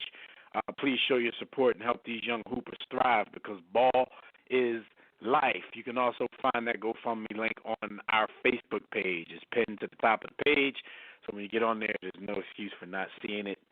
Help these young ballers out. All right, on this day, March 19th, 1995, B, I know this was a day that will live in infamy with you. The boy, the man, the myth, Michael Jordan returns. He rejoined the Chicago Bulls after 17 months out of the NBA. Most say to play baseball. Some say to take a break after the death of his father. Some say he might have been secretly suspended for his gambling habits and drinking habits. No matter why or what it was that made him miss those 17, he came back to the Bulls, Pacers, and hit the game-winning shot to get the Pacers up out of there in his first game back. Like, this dude was that great, man. You missed 17 months. You come back, you score like 32 points in a win and hit the game-winning bucket, drops down, kisses the floor, runs out of the arena. A lot of his story, like, it's hard to imagine this kind of stuff, to think this stuff up for a movie, let alone like it really happening in real life. Like, if he would have left the game for good after that shot to win the championship against the Jazz, hand in the air, raised, come on, man, that would have been the perfect ending storybook. It would have been. It would have been too much competitive juice to let it go, and nothing safe. He could let it go. Like as much as he gets bashed though, like he came back at the age he came back, he was still giving out buckets. But Michael Jordan set the bar so high for Michael Jordan that people always look at that as a negative. He was out there giving out buckets at 40-something. Quiet as kept. The most impressive phase of his career to me, besides the second, because I call his post-retirement, his post-first retirement phase, that's when he became the God MC. I'm actually more impressed with him as a Wizard than I am him pre-first retirement. Pre-first retirement, he was just his athleticism was amazing. Still holds the record for the highest vertical in the league. Athletically, he was on a different plane. But that second stint was amazing. But as a Wizard, as a middle-aged man, what he was doing to cats at 40, that was special, man. It wasn't Michael Jordan that we were used to, but he came in the league. If anybody, he was the equal of other Hall of Famers in their late 20s, even at that age. Like, that was crazy. Except for one. Except for his son. He was out to kill him. His son got him. He was out to kill him. His son got him. Gave all of that to Jerry Stackhouse and looked at him the entire game. No, because that is the thing. Like, I would say with all that went down, he was still a top 20 player in the NBA. And raise that even more if you're just talking about, shooting guards or scorers or whatever. Because when you put them top 20, you had to look at cats like, Garnett, Duncan, the big dudes who are still taking over that era. Mm-hmm. But he was still holding his own. Like, you had good players in the league, cats like, remember he had the two-hand block over Ron Mercer. Like, Ron Mercer was a decent NBA player at that time. Yeah, Ron Mercer was 18 in the game. But those kind of dudes were still mesmerized, still afraid of this old man. And a lot of times when these dudes talk trash to him, even as a Wizard, he went out there and like imposed his will some games not so much. But yeah, it was definitely crazy to see. All right, so shout out to Mike. March 19th, 1995, when he rejoined Player Movement, NFL Rap, of course. Brought to you by Digital Extreme Technology. Do you or your business custom website? Well, for dynamic, professional, and most of all, affordable custom website solutions, you need Digital Extreme Technology. No need to break the bank for an effective online presence, top-quality, results-driven websites at incredibly affordable prices. Financing options are available. Visit digitalextremetech.com or call 267-205-4203. And for discounted rates, be sure to tell them that the homies over at War Room Sports sent you. All right. It's been a thing going on. It's been a lot going on in the NFL, as there usually is around this time in the off season. This is where the NFL always, they stole the news cycle from the NBA. The NBA, over the last few years have tried to get a little more interesting, and even after their season, they've been stealing a lot of the news cycle as well. But the NFL definitely has been back at it this week. Over the week earlier when Tom Brady, first of all, surprisingly to me, when even down to, I always told you, like, all right, Tom Brady leaving the Patriots, I can't see it, and I won't believe it until I see it. So even when he wrote that social media letter thanking the fans of, New England and saying that he was leaving, I still didn't show me. And I'm still like, even now, he agreed to sign with the Buccaneers. Everything's not totally put in place yet because of COVID-19. They're having issues with getting his physical. So he's basically they found an independent doctor to do his physical, and they're going to give the results to the team to believe until it actually happens. But that was the biggest news of the week. There's a lot of players now with the NBA mentality that's trying to go down and join Tom. That's why I told Tobias earlier, like, there's a possibility that they could be semi-successful in this first season because you got a lot of people, if the Buccaneers can afford it, if they can move some things around, you got a lot of talent that wants to go down there and thug it out with Tom a little bit. So we'll see how that plays out. Some of the other moves that's been made, we mentioned it a little bit earlier too. DeAndre Hopkins traded to the Cardinals, traded for David Johnson and I believe a second-round pick. A lot of people have been looking at Bill O'Brien and wondering if Bill O'Brien, the GM, is trying to get Bill O'Brien, the coach, fired because a lot of the things that he's doing, including this particular transaction, that make sense to a lot of people. Did it make sense to you at all? You know what David Johnson was two, 3 seasons ago, but yeah, I think that Bill O'Brien is tripping. I have reason to believe that him trading DeAndre Hopkins was personal. They had an issue. They did not get along, and as the GM, he opted to take a stand and put his life on the line, not just his livelihood, but his life on the line. Because if this doesn't work out, they're taking him out to sea and putting the cement shoes on him. Because DeAndre Hopkins was easily top 5, top 3 on most, and number 1 in some seasons. Like you don't trade that type of guy directly in the middle of their prime. That's impossible. So for him to do that,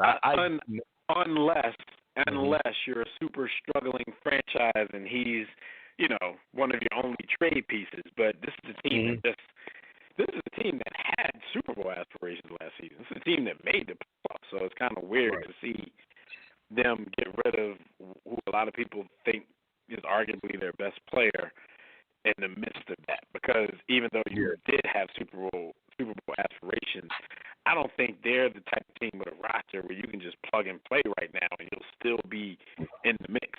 I think you needed to add to that roster as much as you could while try not to lose some of your best assets. So they had the dude Fuller on the other side, who is a tremendous athlete, tremendous speed, good receiver. I think what the party line is going to be is we had 2 number 1 receivers. That's not true. So if you're selling me that because Fuller can dominate number 2 and number 3 corners with his speed, decent route runner, no. So Fuller is a poorer, I wouldn't call him poor man's, but a poorer man's version of Deshaun Jackson. I put him somewhere between a 1 and a 2. He probably is better than a number 2 receiver, but he's not a guy that you can run with on a squad and say, okay, here's our number 1 receiver, beat double teams night in and night out, day in and day out. No. You replace. Yeah, I don't like the move. I know that Arizona wanted David Johnson gone because for them, I believe they don't believe that he'll ever return to form. And so you're taking a bad contract, getting rid of a great talent and player. It just doesn't make. And they had some of his backups like emerge last season, so he's expendable. Kenyon Drake, especially with Drake, the money that he's making. Yeah. So that's what it's a person. It's O'Brien and Hopkins didn't get along. Period. Yeah. I mean, Hopkins tried to deny that, but we've heard the rumblings before. So Darius Slay was traded to the Eagles for a second and I believe it was a second and a fifth. Third and a fifth. And that kind of coincided with the Eagles allowing Malcolm Jenkins to move on. And that's what we were addressing with Rob before technical difficulties came in. And I think Rob's on the line. Rob, we're gonna get back to you, but we're gonna talk about this before you because you're gonna cut everybody off and make it about something that is not.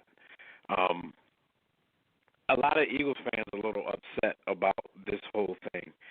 What are your thoughts about losing Malcolm, then trading for Darius Slay and paying him? Actually, they've made him the richest cornerback in the league. I mean, that's what you have to do these days. Like every contract has to be at least $1 more than the last guy that got paid. So he's going to come in somewhere around $16 million a year. 16.65, which puts him $150,000. So what are your thoughts about how this is reshaping and refacing the Philadelphia Eagles defensive backfield? Mind you that Jalen Mills is going to move now, which might actually play out to be better for him. What's your thoughts? So this is interesting because there's several ways to skin this cat in terms of perspective. So let's take Darius Slay. I'm a believer. I'm a fan. I don't want to say a fan, but I like Darius Slay. He's 29 years old. The way he plays the game from a cerebral perspective, he's not just a raw athlete. He's a film study guy. He's a good athlete, but he's not, we're not talking about Patrick Peterson, Champ Daly type athlete. He's more of I watch the film. I know the tendencies of everybody on the field, everybody's job. So I like that. Because he has been considered lockdown. Yeah. In his career. And we get him after his worst season, grade-wise. But I don't mind taking a 3-year flyer on a guy that's 29 and saying, can you play at or around your peak for the next 3 years? I don't mind chancing that. So I'm cool with that move. Malcolm Jenkins, strictly as a football player, I have rarely in my life seen a player that I feel has completely and utterly maximized their potential. Right. Like, I think we've seen Malcolm Jenkins play at the complete highest level that he could possibly play at. I don't think that Malcolm Jenkins had another gear to go to, and especially not at the age he is. But even if you look back 3 years ago or 4 years ago where he was clearly in the middle of his prime, that's the best Malcolm Jenkins there is, and I am thankful for it. He was a great addition to the Eagles. He did, He played every position on the field except for the D-line. He played them all well. IQ was out of this uncharted. Like, he's got a brain like an Ed Reed. He doesn't have a game like an Ed Reed, but he's got a brain like Ed. Like, his cerebral understanding of football was off the charts. I'm super appreciative. Is he going to create a void not being there? Definitely. But were you willing to give him what he was asking for at 32 years old? Hell no, because I believe very slightly, not. I could be wrong because I'm not quite sure, but I saw a slight slide in his game. I saw a slide.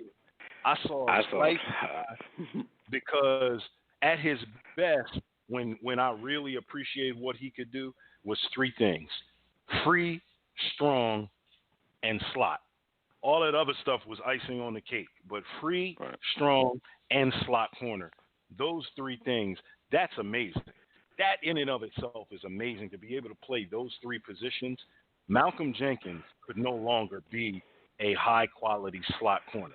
That was. I definitely saw a slide, though, B. It was the type of thing where our corners were so bad and the reputation of our corners got so bad that, average fans, every time they saw somebody get burned deep, they blaming the corner. Assume, this corner is toast, he's garbage, blah, blah, blah.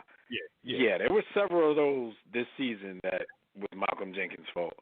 And it was something that I'd never seen from him in his tenure as the Eagle.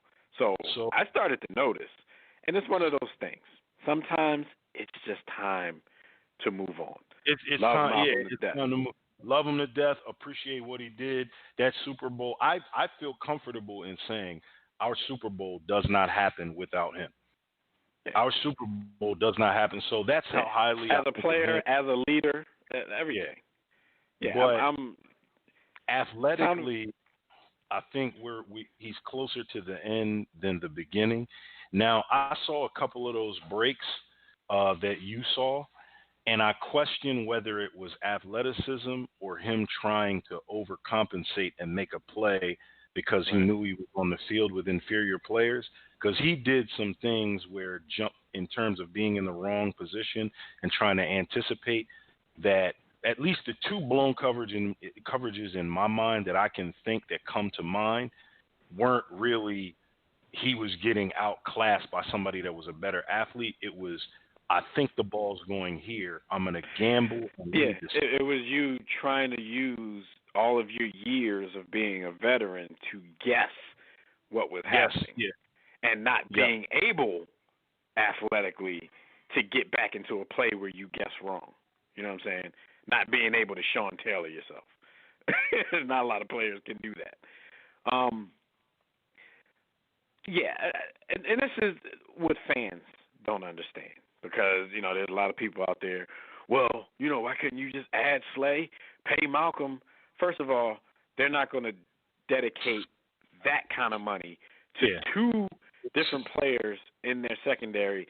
If it comes down to it, because I think when they decided to let him walk is when they already had something in principle with Darius Slay. If it comes down to paying big bucks to a 29-year-old cornerback versus a 32-year-old safety, you're gonna pay the cornerback every time. Yeah, you got to go. So let's rules. You got to pay. You got to go with the younger cornerback every time. And a lot of people are like, man, 29 and 32, that's not that. In football years, it is. Because in 3 years, when Darius Slay's 32, they're gonna be kicking him out of the door too. And I got to fall in love with these players, man. I love them as well, but in 3 years, had you paid Malcolm, he would have been 35, going on 36, and then we wouldn't have been having this. Is he kind of falling off, or I'm making excuses for his athleticism? Saying, he's wild. At that point, it would have been, no, his knees are gone and he's done. Even with the Saints are paying him. The Saints are desperate. The Saints just recently, not this year, but last year, lost one of the better young corner safeties in the league. I already stated last season, I thought the Saints window was closing after that season. They brought back a 80-year-old quarterback in Drew Brees this year. I think the Saints are in desperation mode. The Saints are thinking, let's see if we can squeeze one more run out of this team. They're going to overpay some people. They're going to keep some people longer than they should. So I don't think that, like, for them signing him so quick to the money that they did, that has no bearing on the Eagles and letting them go. Because I hear a lot of people say, man, they made the same mistake with B-Dog. B-Dog was good for a half a season after he left the Eagles. Let's keep it real. Favorite player of all time. Ain't nobody in NFL history that I love more than Brian Dawkins. Brian Dawkins had a half a good season with the Denver Broncos. Yeah, he did, and he went to two Pro Bowls. Yeah, but I saw him play the second season with Denver, and he basically got a lifetime achievement. He got a lifetime achievement award in that second season. The first season, he played well enough in the beginning because there was a chip on his shoulder, no doubt. He played well enough to garner a Pro Bowl. So we didn't get rid of the Dawk too early. We didn't pay the price for that. Love Dawk to death. And there's nobody else who encompasses being an Eagle more than Brian Dawkins. But yeah, y'all can't there's only two safeties out there better than Dawk ever. Yeah, I said it. Ronnie Lott and Ed Reed. I will say this with Malcolm. I believe if we could have kept him for the right number, you can get another 2 to 3 good seasons. But what the money he was asking, okay. Now, here's my issue. He was vocal, B. He was vocal before free agency saying, I'm not giving a hometown discount. Hometown discount, yeah, so you knew you had to go. But here's where it gets. And I'm not mad at him either. Get what you can get. Get what you can. I know what Jalen Mills is. You know what Jalen Mills is. They tripping, yo. They tripping. Dude's IQ is not do. You know what though? I learned, and you can't just take off, what you see behind the scenes. But I did end up I haven't finished it, but I did watch that All or Nothing, the Eagles, and I saw a lot of things behind the scenes that gave me the impression that Jalen Mills might be a little smarter than we give him credit for. And he might be a little more of a leader than he gets credit for. You're going to get overshadowed when you have the leader of leaders back there, right? Yeah. So I saw some things. I'm like, maybe he's not stupid. He just can't do it. Yo, like, he can't. The move to safety does make more sense because he gets to do more reactive things as a safety. You know what I'm saying? He gets to weed things out. He gets a few more seconds than the cornerbacks to weed some things out and react to plays. So I'm if that's what they're going to go with, then I'm curious to see it. I'm not going to dismiss him yet. I'm going to wait till he shows to be a bum at that position to call him a bum. Avonte Maddox wasn't bad as an up-and-coming safety. I've seen Jalen Mills, and I'll give him credit for everything that you're saying that I did not see. Is he a good leader? Probably. Is he a smart player? You know what? Let me say this. I can't call him that, but I can say smarter than what I thought he was. No, well, listen, he has to be smart to a degree because why else is he out there? It ain't his athleticism. Dude can't run. His hips and like when he was hurt, they were like pressed to get him back. Like we gotta get Jalen back. Like if you can reasonably run, like not even be a burner, but reasonably run, and you're running deeper than a 13-yard route, dude is beat. Like if dude can't get his hands, he has no catch-up speed. So which is why, like I said, B, like he would have to be better at safety than he is at corner. Because at corner, he just simply can't run with people. And I've noticed that. Like, he's never been fast to me. So I'm like, okay, let's try it. You know what I'm saying? Let's try it. Let's see. I don't expect him to be Malcolm. Not at all. I got another standard for safeties in this day and age, and I guess Earl Thomas sort of set the bar. But who is going to be Earl Thomas? Like, dude, I'm about is to say, different. It's a lot of people like. You name certain people that set your bar, but then if you look at everybody else in the league, like, I don't know. It's not realistic. I can't see. I don't know what Jalen Mills I don't see them doing this because, matter of fact, he's staying not even on a long time. I think it's a 1-year deal. It's 1 year. I see a safety being drafted. I see that. Yeah. And if they can make the right deal in free agency, he might get replaced in the next couple of weeks. So we don't know if it's. Do you re-sign Darby? It's going to be. Do you slide Darby? How do you feel about Darby as a number 2 corner versus your main dog, your lead dog? Oh, that I think the Eagles had. We started the season with decent depth at cornerback. We didn't have any lockdown corners, anything like that. And when Darby is your best corner, you're already a little bit behind the 8 ball. But at the same time, they had plenty of depth. And that was another position that was ravaged throughout the season, with injury. So, it wasn't that the Eagles cornerbacks were as bad as the reputation stakes. People were looking at their reputation from dudes who were like 4th stringers. Like, we don't even know half these dudes that's in here getting time. And then, luckily we had that many corners to go to because we definitely ran out of them. So on paper, I like Darius Slay, and I like sliding Darby to the 2. I like that tandem. Right. The other bull, McLeod, he's a nice guy. I'm sure that he makes all of the events. He signs all the autographs for the kids. He doesn't get beat, but he don't take the ball away from me. He don't make no splash. No, I can definitely say this right now, and like I said, I'm willing to give Mills a chance to prove. And I always like safeties who played corner a lot in their career because you can always depend on them a little bit. Like, even if you were a corner that got burnt on some big plays, the fact that you lined up at corner for your whole career kind of gives you an advantage once you move back to safety. But I'm willing to give him that chance. But I will go into the season saying, at this point, the Eagles' cornerbacks are stronger than the Eagles' safeties, whereas in seasons past with Malcolm, that was always the reverse. I'd have thrown Avonte out there and probably sent Jalen Mills to the car wash, never to return. That's just Mills me. a better tackler than them dudes, though. He can tackle, not hitter, but tackler. He's 6'1" and 210. That's why he back there. That's what I'm saying. Like, too slow to keep up at corner, but you were a pretty short tackler, in comparison. So I don't know. It could work, man.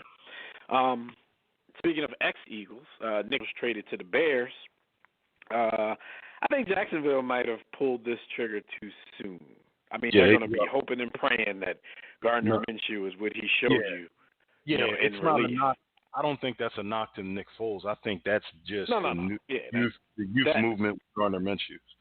That was this dude came in. Because Nick Foles only, he got hurt in the first game while throwing a touchdown. This dude came in, surprised people, played very well. Now they got their hands crossed in prayer mode, like we hope he plays that way again. Because if not, we made a mistake and we're looking for a quarterback again. So, good luck to Gardner Minshew. Do you think Nick Foles will at some point be the starter in Chicago? Yeah. Because they still have, Trash Bisky. So do you think Nick Foles will take over for Trash Bisky at some point this season? It's disrespectful. Or do you think he'll beat him out and start the season as the quarterback? It's disrespectful to the legend who is Nick Foles for Nick Foles to not be named the starter instantly over Trash Bisky. I don't care. Come on, man. Nick Foles wins, man. He wins. Yeah. It ain't pretty. It ain't super flashy. Sometimes he can throw deep. Sometimes it ain't sexy. But he's a winner to me. That shit was sexy for 2 games in February 2018 and January 2018. Trubisky like real talk, to end that season in the regular season, it wasn't sexy at all. The game against Atlanta wasn't sexy at all, but against the Vikings and the Patriots, oh yeah. That thing was Rihanna. Who the boy from West Virginia that played for the Jets? He's trash, and he had a starting spot that. Somebody without a test kit. Chad Pennington. No, not Chad. He was tough. He just had no. Okay. Oh no. Oh yeah. Chad went to Marshall. Anyway. I'm talking about in recent times, like within the last 4 years, it was a black quarterback. And anyway, my point being, if Trubisky was black, they'd have been cut him. He's turducken sauce. And like I said, I held out hope until probably midway through last season. Because everybody, when you're drafted that high, you're going to show some flashes. There are going to be times when you have to show something that will justify why anybody was even willing to take a flyer that high. So you see some throws, and you're like, okay, they think they can make something out of them. But then as everything goes on, you're like, he's stupid. Like, I don't know if they're going to be able to make anything out of him. Teddy Bridgewater has signed with the Panthers. The Panthers has given Cam Newton the opportunity to seek a trade. They try to act like it was mutual, but Cam immediately went to his social media and said, please don't act like, this was anything mutual. I love the Panthers to death, but this is a decision that they made. This isn't us. So Cam letting you know. A lot of people thought he could end up in Chicago, but, trading for Nick Foles with what Nick Foles is making and, Trubisky still being on the roster, pretty sure that's not going to be the move for Cam. The Chargers are claiming that they're going to stick with Tyrod Taylor after missing out on Tom Brady. So Tyrod gets another shot at it. Phillip Rivers joins the Colts after Malcolm, Eagles Malcolm X, a.k.a. Malcolm Jenkins, after he was let walk by the Eagles, he rejoined the Saints. Amari Cooper stays in Dallas. And the latest thing that comes down the pike, Todd Gurley has been released by the Los Angeles Rams. So I don't know. But this is one of those things that shows you, because fans be out there, man, pay the man. This is what shows you that you just can't throw money at everybody, especially at the running back position. You just can't throw that money around because a year later, it only took 2 seasons, but a year later they were already having buyer's remorse on that. Right. And it'll be the same thing for everybody else that's making their running back the highest paid running back in the history of football. Cowboys, just everybody. It's a different position now, and you cannot depend on, first of all, the longevity in that position, and the game has changed so much. Like but a select few teams who's even using running backs to that point. If it's not in a committee, who's using one running back to that point where you have to pay these guys that much and a contract that you're going to regret 6 months after you sign it? Right. And I think with the Cowboys, they are forcing themselves to regret it because they were – I don't even know if it's about Dak as much as it is about we're the Cowboys. We need to have a strong-armed QB that's slinging the ball all over the field because that sells tickets. Because I believe that Zeke is still one of the best 3 running backs in the world. Oh, yeah. But they don't treat him like that, and so the fall off for him isn't even about him truly falling off athletically. It's about them wanting to throw the ball 45 to 50 times a game. Right. So that overvalues the position, the position itself. They get behind and they got to throw, but throwing sells tickets. So, but we got to get out of here, man. Yeah, it's time to get up out of here. Again, we got to work on things. I don't know what all of that stuff was about in the middle of the show, but it happens. It's starting to happen a little too much. We're going to get up out of here. So we'd like to thank you, brothers and sisters, for joining us for another briefing in the War Room. Shout out to everybody in the chat room on Facebook, Twitter, War Room Sports, Game Time on the GroupMe app, and all the callers who called in to chop it up with us. Tune in next week live right here on demand as we catch you up on all the sports topics for the week, which, again, will almost certainly revolve around the response to this pandemic. So until then, enjoy your weekend and start of next week. Please stay safe. Be considerate of others. We'll see you right back here next time. Be sure to catch our conversations on Facebook, Twitter, Instagram, as well as our blogs, webcasts, and network podcasts on warroomsports.com. Also, make sure you pick up a copy of Jimmy's book at sportstobook.com or warroomsports.com. Until next time, everybody, don't accept mediocrity and be steadfast in the war against ignorance. We'll see you chumps on top.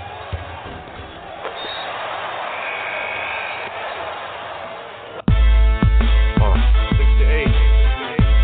Yeah. War Room Sports. Y'all ready? Let's go. Stay in tune to Jimmy. Know the blueprint. Yo. Every Thursday, 6 to 8, they do this. Shout out to Dev, PJ, B. Austin, Bay on replay. WarRoomSports.com. Get that mobile app. If not, dial 323-140012. They be going and you sensitive, then oh well. Physical podcast, let's talk sports. Showtime like magic in the block push. Listen live, push one to join in. Rip your team or listen for your enjoyment. Hip-hop scholars, pit stop and knowledge. Should be in sports credits, I ain't talking college. 5 guys, no beef though. Portrait secret, but the streets know. Belafonte, I got a G flow. KC, royalty, I'm in beast mode. 2 hours, get your game up. Who's the best in sportscast? You better name us. War Room Sports. Yeah, you know, Jimmy, Dev, PJ, Stop Back, B. Austin. I'm shot. Up and coming on the beat.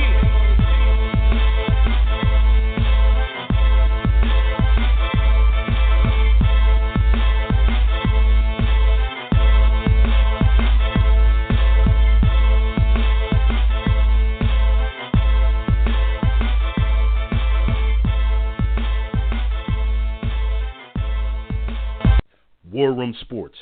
www.warroomsports.com. What? Ain't no more to it.